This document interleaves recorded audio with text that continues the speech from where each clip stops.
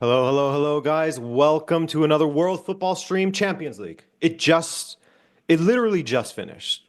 Well, I mean, the first match day at least, right? So, yes, of course, the entire show will be devoted to the Champions League, everyone's favorite club competition. And I mean, we saw it all this week. We had matches where there was 8 goals scored in the second half.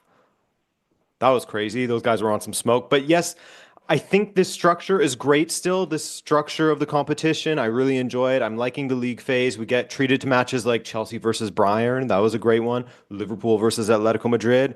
Another one. I mean, just massive matches on the first match day, right? I was a little disappointed in one of the matches that just finished in Man City Napoli. Red card so early in that one ruined what could have been a really, really great match because then it was just parking the bus for Napoli, trying to survive, onslaught after onslaught from Man City. Fans from the opposing team. It would have been cool seeing Kevin De Bruyne out there because we already saw Manchester City fans chanting his name on his big return back to Manchester. So, hey, that's the way it goes. That's the way it goes. But enough of that. Enough of my disappointments. This is not Adrian's, moan show. I'm not just going to sit here and cry about the things that I didn't get to see. Let's talk about some things that we did get to see. And first, we'll start with the biggest takeaways portion of the program. And the first one here, I think that we got to touch upon the defending champions, and it's that PSG are looking strong for a repeat. It's looking like they won't give up their Champions League crown easily. Honestly,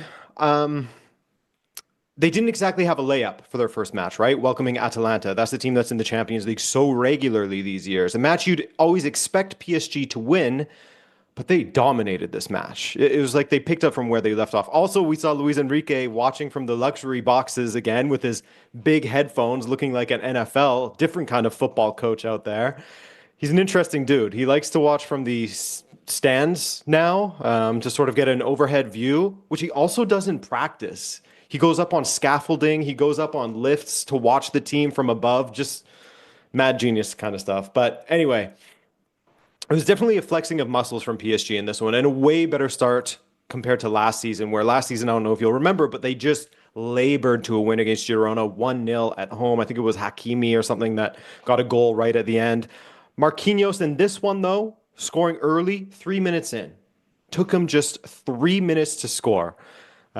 Was cool, actually. Just a little tidbit was that yesterday was also the day when he scored his first ever PSG goal 12 years earlier. So marking the occasion with a goal, what ended up being the winner. Kvaratskhelia getting a goal. Hakimi was a nightmare down the right. Nuno Mendes looking like a nightmare down the left. After this match, Atalanta's coach, Ivan Juric, he was talking about how they really had to study PSG coming into this. And they noticed that the teams that sit deep get smoked. The teams that have a chance against them press them and force issues out the back and that kind of thing. But even so, he said, even so, playing against PSG is essentially like choosing which method of execution you want, which is an incredible soundbite from him and really goes to show just how good this team is. So after the stumble against Chelsea in the Club World Cup, it's looking like PSG are the guys this season as well. As things stand, still the team to beat.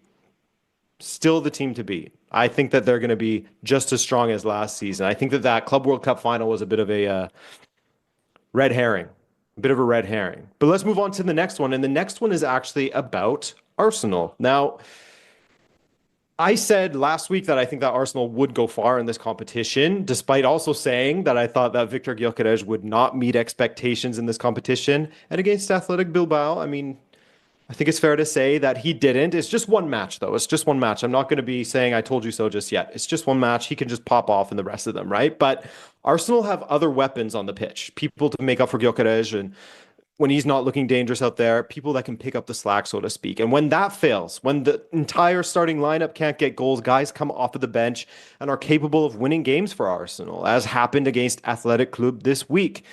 This, I think, is the big difference maker for Arsenal this season. This is what separates the Arsenal of last season to this one, to one that I think is winning silverware of some sort.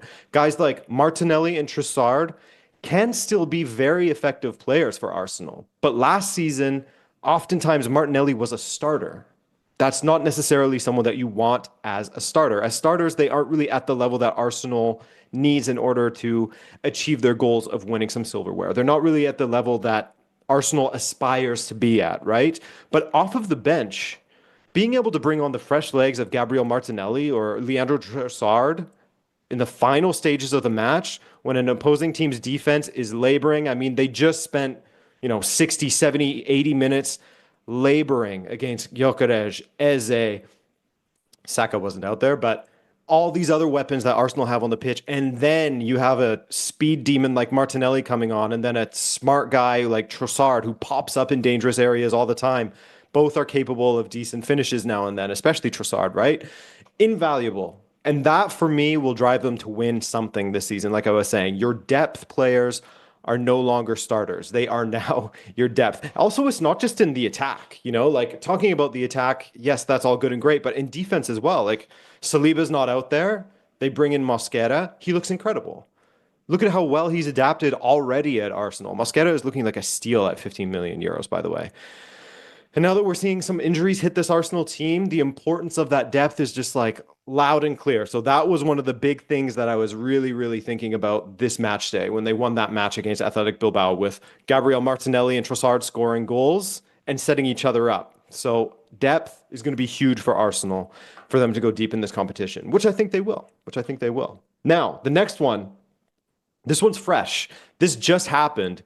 Now, watching the Newcastle United hosting Barcelona, I think that I think this is the season where Marcus Rashford really explodes again. Now, I know that he's had a 30-goal season in the past, right? I know.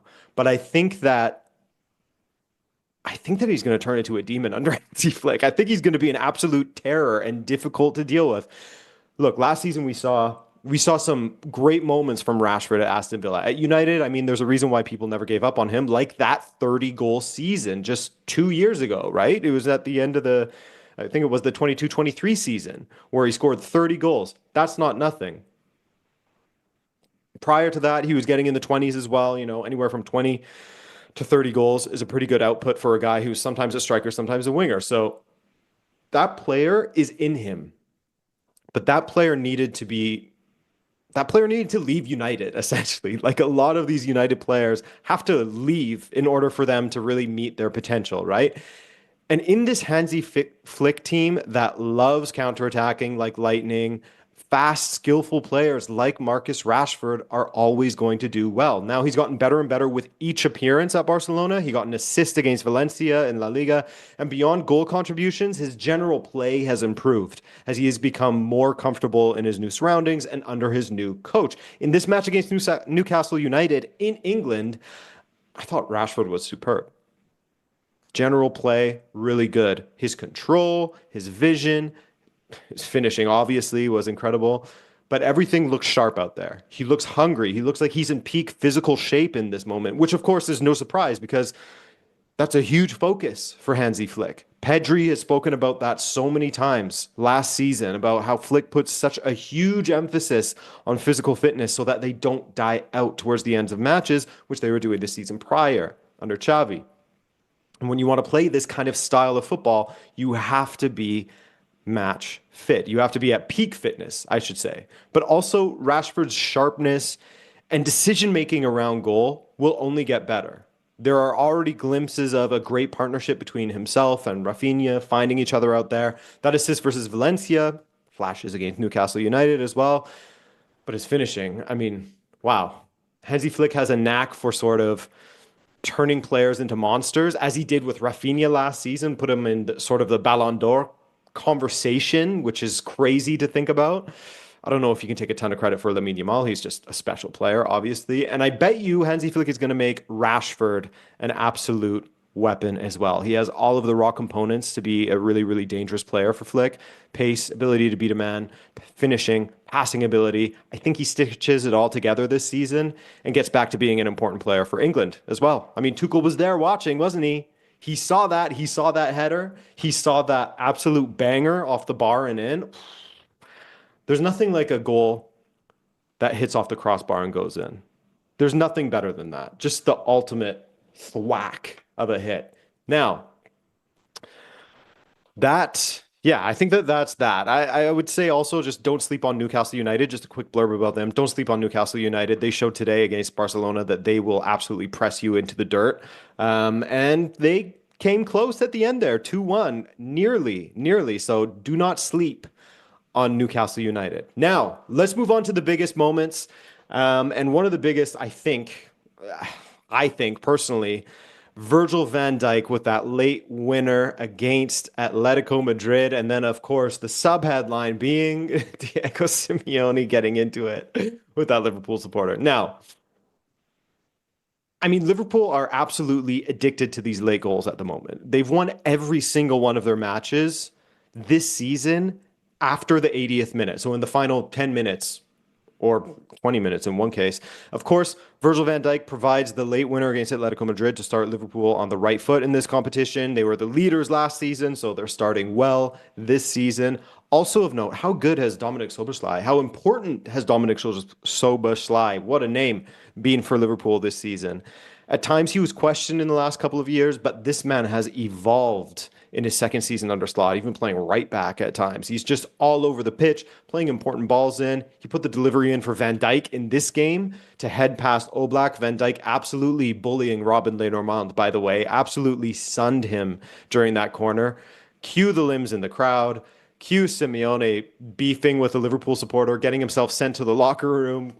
One of his assistants or one of the coaches, I don't know what he was exactly, throwing water bottles at the Liverpool supporters. Apparently he spat at him. That's an allegedly. That's an allegedly right there. And you have Simeone after the match looking real sour, talking about how, oh, they say that the atmosphere at Anfield is always so incredible, especially during these European nights, but they just insult you the entire match. And then when you show frustration, you get in trouble kind of thing. That's the game, though, right? That's the game. And it's not like that doesn't happen in Spain either. I'm sure that happens in Spain also. So now you have people referring to, with all these late goals, you have people referring to it as slotage time. You remember Fergie time. Here's the Arna version of it, the sequel. But it's a weird trend for them, isn't it? Because surely you remember a couple of seasons ago, Bayer Leverkusen were constantly doing this with a late show. They'd be losing matches in the 88th minute and they go on to win it by the 92nd kind of thing. Maybe Florian Wirtz and Frimpong brought that magic with them from Leverkusen because the uptick is insane. Every single match won so late like that. I mean, I'm not kidding when I say they've scored each and every winner late.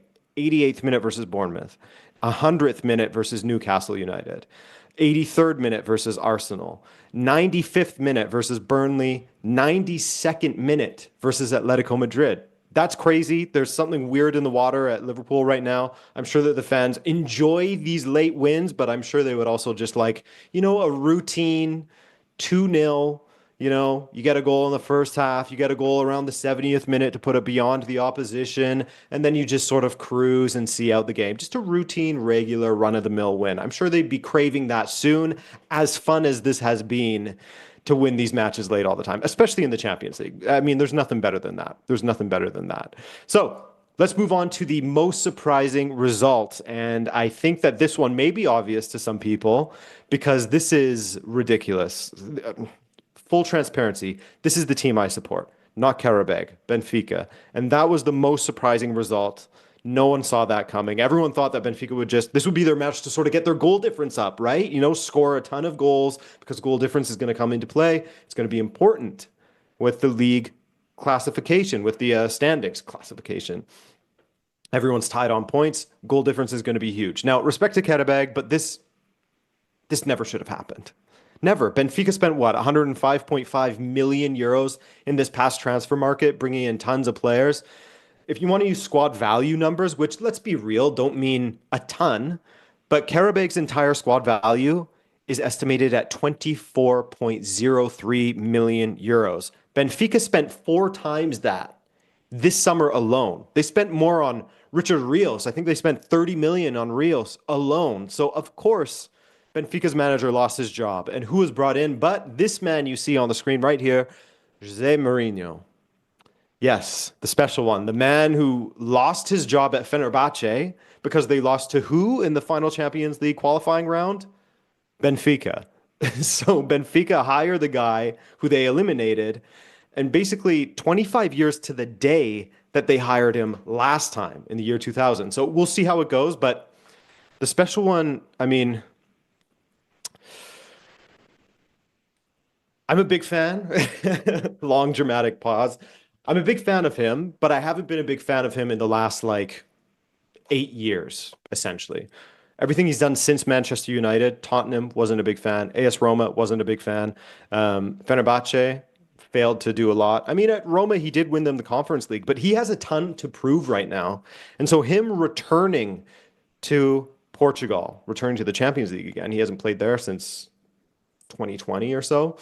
But him returning to Portugal, where he has all that insane history with what he did with FC Porto, playing or managing a team like Benfica that has assets, that has, the ability to spend money like he wants, there's going to be an expectation for him to succeed. And if he doesn't, that's going to be another big, big bruise on his, not just his ego, but his reputation, right? Because it hasn't gone great these last little bit. And even in the contract that he signed, just a side note, he signed a contract for until the end of the 26-27 season, but Benfica have the option to pull out and cancel the contract in the first 10 days after this season ends. So if it doesn't go well, then they have that option. So he is incentivized to do incredibly well because a lot of people are saying, oh, he just wants more money, blah, blah, blah. No, I think he really wants to do well with this team. So we'll see. We'll see if he evolves or if he has evolved and how he does with Benfica. Now let's get to some top performers here. And the first one that I want to speak about is Sir Harry of Kane. I mean, wow, Bayern versus Chelsea in the first match day is quite the treat. First off, shout out Cole Palmer as well, who was looking sharp this season. His finishing is looking good. But Bayern had two players of note in this game. Michael Olise, who we got to give a shout out to as well, who was an absolute demon down that right flank. I mean, Cucurella will be having some nightmares about Olise for a while. But we got to give plaudits to Harry Kane, who in scoring twice has now been involved in more Champions League goals than any other Englishman. One was a pen, calm as you like, as per usual. The other, just rolling the ball into the corner. Again, as calm as you like. That one from open play. He's now on 42 goals in the Champions League from just 58 appearances. That's an unbelievable ratio. I mean, someone like Erling Haaland messes up that ratio, who scored again today, by the way. So he still has, I think, more goals than he does appearances. But you add in the assist that Harry Kane has in this Champions League, and the man is on 53 goal contributions from 58 appearances, which is just unbelievable form, man. And look, Chelsea is one of their more difficult opponents, of course. Bayern's, that is. So I expect him to sort of run up the goals this season, get closer to that goal per game mark. Was I wrong in not choosing him to win the top scorer of this tournament? Because I went with someone else. I went with the next guy we're going to speak about, Kylian Mbappe, who scored a brace against Marseille. So maybe I wasn't wrong. 2 goals apiece for these guys. Now, before I get into why I'm going with Kylian Mbappe here, Carreras. Wow. Wow. Wow. Incredible performance from Alvaro Carreras from defensively. And the defensive side of the game is the side of the game that I think some people were kind of worried about, given he is, a converted winger into a defender. Did really well at Benfica last season, improved a ton, looked fantastic for them against Marseille. But Mbappe is the man we're talking about. 2 penalties, yes, but the part of the game that has improved the most for him is his defensive output. And I can't believe I'm saying that about Kylian Mbappe. But under Xabi Alonso, the work off of the ball is just as important to the coach, right? And if you want to get on the pitch, then you need to run and work when Real are out of possession. Mbappe, the dude, was getting lectured by Luis Enrique at PSG about how he needs to contribute defensively when he isn't able to contribute with goals. You guys probably remember that. You've probably seen that viral clip of Luis Enrique just motor mouthing Spanish, talking about how Kylian Mbappe is a huge fan of Michael Jordan. What would Michael Jordan do? Help out on defense. I'm sure you remember it. What did Kylian Mbappe do after hearing all of that? Did not help out on defense. Now he does, though. Now he's actually doing that. Maybe seeing PSG and how dominant they were, maybe that lit a fire under him. Seeing how those players worked. Prove that he's not the curse also, because as soon as he left, they won the Champions League. And to be fair, he looks incredible. He's seen as a leader of Real Madrid now. He's the penalty taker, free kicks sometimes. Xabi has spoken of how he's taken on this leadership role really well. So it's looking good for Kylian, and he was very good against Marseille. This form is why I had him as the top scorer this season. He'll rack them up the more Real get used to Xabi's system because they look good out there. Arda Güler slotting that ball around. Mastantuono also looking good. Mbappe is going to score a lot of goals, especially in the next match, I think, which we'll get to in a little bit here. But first, just a quick word on a couple of Juventus fellas, Kenan Yildiz and Dusan Vlahovic. Their match against Borussia Dortmund was insane, 4-4. Yildiz showed last season how he has a ton of promise as far as the top talent goes. You probably remember the goal he scored against PSV. No, well, just watch the goal that he scored against Borussia Dortmund this week.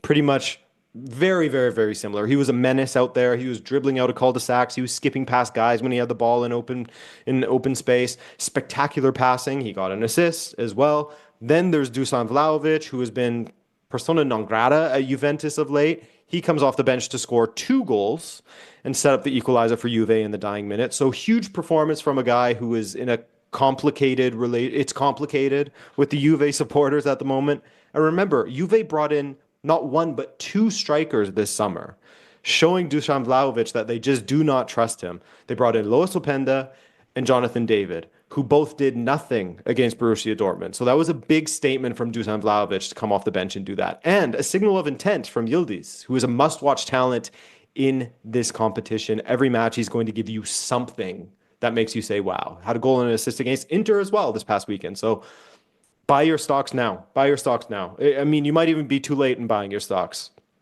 You may have missed the bus on that. But guys, let's finish up here looking ahead to the next match day. Match day 2, which I believe is in a couple of weeks. I think those matches are on around like October 1st or whatever it is. I don't have my calendar with me, but the first one of the most intriguing matchups, of course, is Barcelona versus PSG. This is the one that people wanted as the Champions League final last season, and Barcelona were so close to making it happen until they messed up against Inter. It's Luis Enrique, the mad genius, against his former club, against the club that he actually won the Champions League with in 2015, as you'll remember. It's 2 teams that play some of the most attractive football, 2 of the favorites to win this competition this time around. This is unmissable stuff, guys. We will be there, as Pep Guardiola would say. We will be there. And I think everyone will be hoping that Lamine Yamal will be there as well. His presence was missed against Newcastle United, and you want the best players out there on the pitch. This could be a dress rehearsal for the final, honestly. These are 2 of the top teams in this competition. I think that PSG will just sneak it. I think that PSG will just sneak it by 1 goal, but we will see plenty. I just think that you know what? Maybe 2. That back line for Barcelona, I think, can still be exposed. And they don't have Inigo Martinez sort of marshalling that back line. They could have troubles. I think that PSG and a guy like Luis Enrique will exploit it. I think he will. Now, the next one. This one's interesting for a different reason. Real Madrid are going away to Kairat Almaty, and they're basically going to China. Seriously, the match itself should be an easy win for Real Madrid, but do yourself a favor and look up where the city of Almaty is. Go all the way to the far east of Europe, which is Kazakhstan, and then go to the far east of Kazakhstan, and you'll find Almaty close, damn close to the Chinese border. That's how far Real Madrid will be traveling, basically going to China. This is like a preseason tour flight. It's crazy. So that should be fun. Just sort of the novelty of it all. Again, expect Real to win comfortably. But hey, remember what Sheriff Tiraspol did to Real Madrid a few years ago? Never say never. That banger of a goal, 2-1 win, shocked the world. Never say never, Never say never. But come on, Real Madrid's going to win that one by a lot. And finally, guys, the final match to look forward to is Chelsea hosting Benfica, who, as we just spoke about, just signed Mourinho. He's back in the Champions League for the first time since 2020. Benfica and Chelsea played this past summer in the Club World Cup, and it wasn't close. I think it was 4-1 Chelsea. I mean, the red card affected it, but still. Mourinho up against his former club, a club that he has won so much silverware for, a club who he sort of helped them on their trajectory to start winning things regularly under Roman Abramovich. Will he get that new manager bounce at his new team, Benfica, against his former club, back at Stamford Bridge, chip on his shoulder. That will be a really fun one to watch for all of the narratives there. Benfica has lost every single match against Chelsea. Imagine if Mourinho is the guy who gets Benfica's first win ever against Chelsea, his former club. Cinema, brother, cinema. Yes, and I think that's it. As all the other matches are kind of mid-ish. So I think that's it as far as the ones that I am personally looking forward to and that you should be watching. I think, I forgot to say, but I think realistically, as much as I would love Benfica to beat Chelsea, I think that Chelsea's going to win that match, probably like a 2 or 3-1. I think that Mourinho will set up some deep, deep, deep blocks, and that will be that. But guys, that will do it. Speaking of that will be that, that will do it for this week. A little Champions League recap, a little review, and a look ahead. I want to thank you for watching. I do appreciate you guys always showing up, commenting, letting me know your thoughts. But other than that, keep it locked on BR. Keep it locked on BR for more streams across the world of sports. It's not just world football. They got it all, man. Keep it locked. I'm Adrian. Thanks so much for watching. We'll see you next time. Take care.